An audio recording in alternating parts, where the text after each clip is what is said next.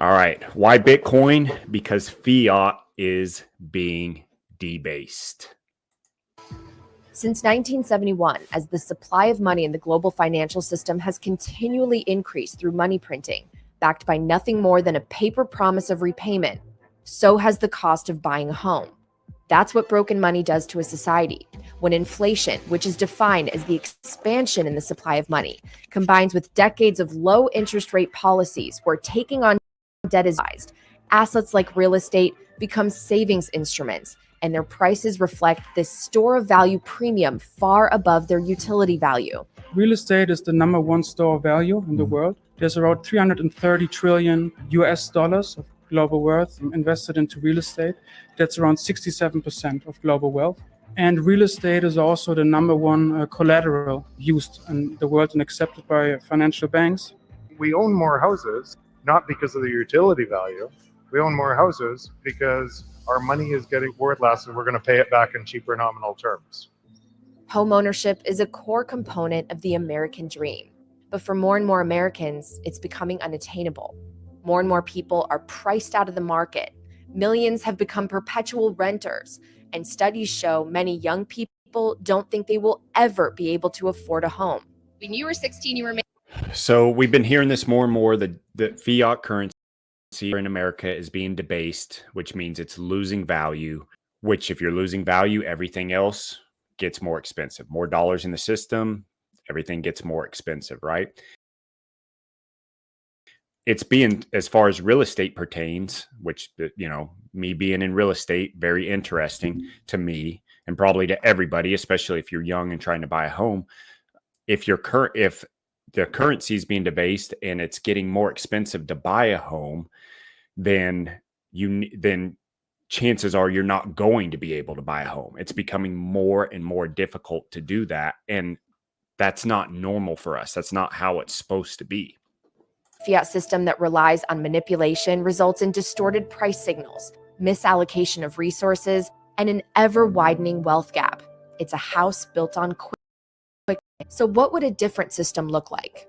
What if normal, everyday working people didn't also have to become real estate investors or Airbnb managers to protect their savings?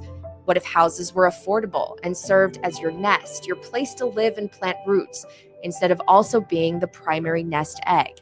Proponents of a return to sound money point to Bitcoin as a solution. Bitcoin represents a paradigm shift. It's the digital transformation of money, property, and energy. Bitcoin for me is digital real estate. Why? Real estate is not owned by people because of its utility. People own real estate to store value.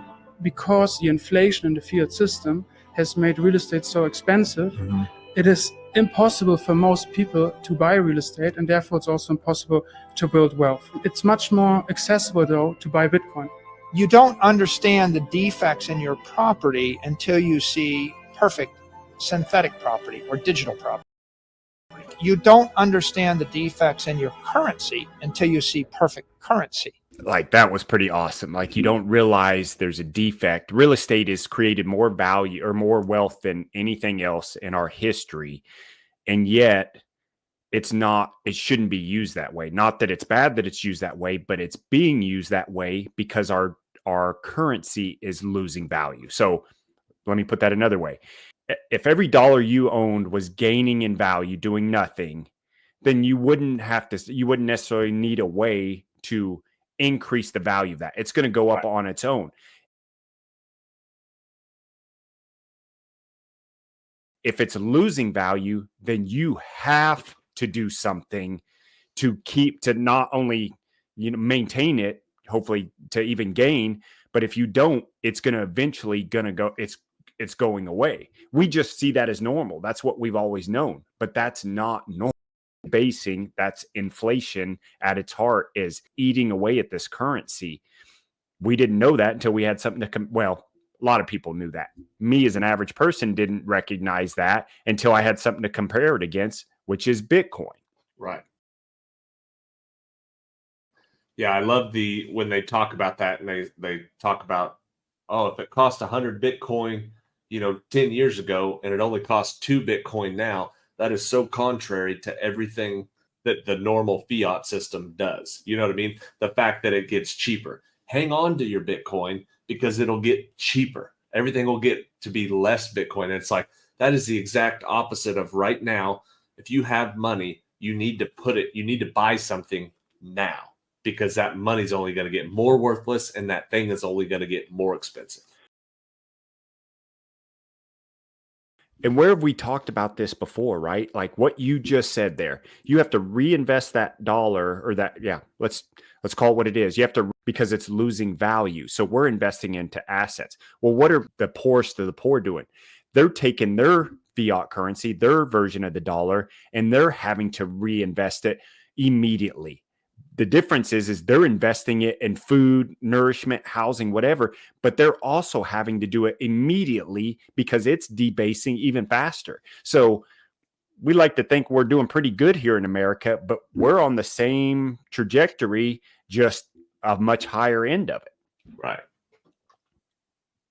That's the icing on the cake, right? When I did everything else, I created digital property. But when I capped it at 21 million blocks, I made it digital scarcity, or the ultimate scarce property.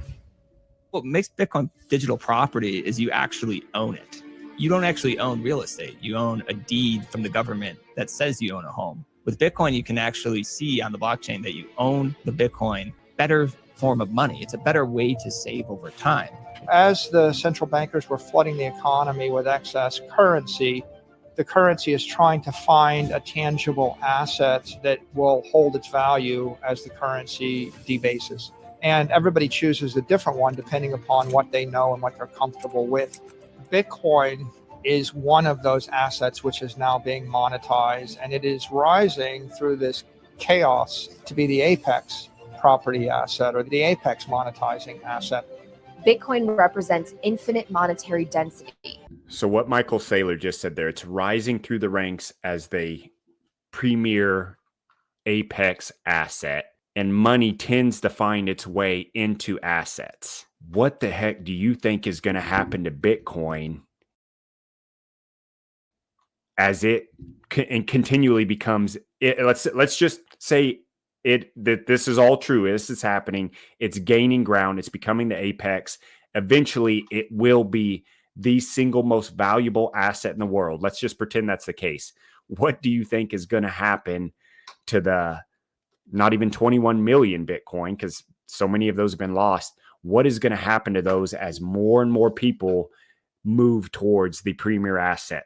So let me tie it in this way. Right now, the premier asset, as far as the world is concerned, is real estate. And it's worth, what was it, $330 trillion or something like that. Bitcoin is becoming the premier asset. What is a limited supply of Bitcoin going to be worth?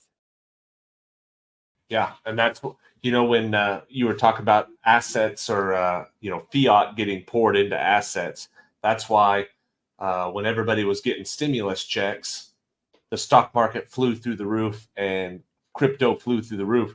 Because it's like, yes, you can say it's for whatever you want, but if you give everybody that much money, most people, there were people that have to pay bills and do stuff like that. But a lot of people were like, oh, well, I don't need this $1,600 right now. That was when I started our Roth IRAs, was when we started getting those stimulus checks, because I was like, you just got to put it into something. You got to get it into something. And so the more people realize how safe and secure Bitcoin is as the apex asset, and when you realize, oh, there's 350 million people in America alone and only 21 million Bitcoin, it's going to get crazy. It's going to be, you just can't even wrap your mind around. Right now, it's possible, although expensive, it's possible to buy a whole Bitcoin right now, like in a traditional IRA. If you're thinking how much money people have in retirement accounts and stuff like that, it's like, well, I could get $70,000 together and get one Bitcoin, or my family could all pitch in and get one Bitcoin. It's not unreasonable. But when you add in the rest of the 8 billion people in the world, all going for 21 million coins, of which 3 or 4 million may be lost, of which Michael Saylor already owns 1%. 5% or 1%. Yeah, it's crazy. It's going to be crazy. And then and I'll close with this. Say I'm wrong. Say I'm completely wrong about Bitcoin, and all the other so-called experts and Wall Street, everybody else is wrong about Bitcoin. You're still losing value in the dollar. So if you're watching this and it seems crazy to put your money into a digital token, digital currency, just remember that your currency right now is losing value hand over fist. As we've looked at in some of the prior videos, since 2016, the dollar has lost 99% of its value compared to Bitcoin. Don't buy Bitcoin. I don't care. I'm not telling you to. It's not financial advice, but you probably better do something because the currency is losing value quick. Fiat currency is.